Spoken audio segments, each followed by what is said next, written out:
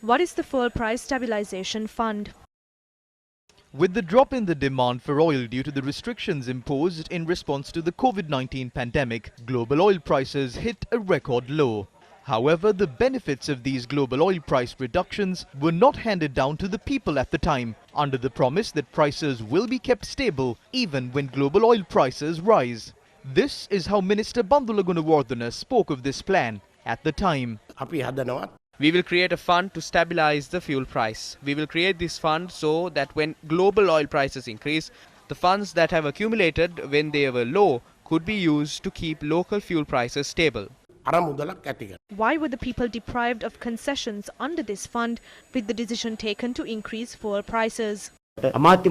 Although the Cabinet of Ministers decided it, this was not implemented because by March something unexpected happened.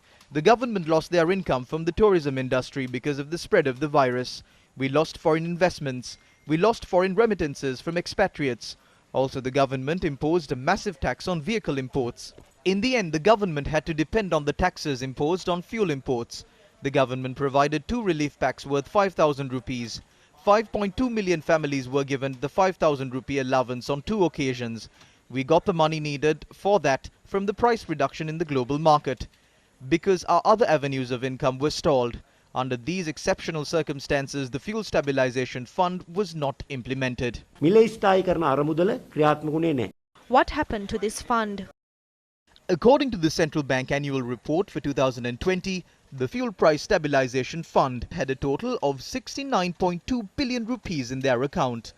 Upon establishment, 47.5 billion rupees of the fund were raised from the Central Bank of Sri Lanka through treasury bill issuances in March 2020. 48 billion rupees was utilized for the partial settlement of the dues of the Ceylon Electricity Board to the Ceylon Petroleum Corporation, and approximately 21 billion rupees was utilized for the settlement of treasury bills issued to the Central Bank of Sri Lanka.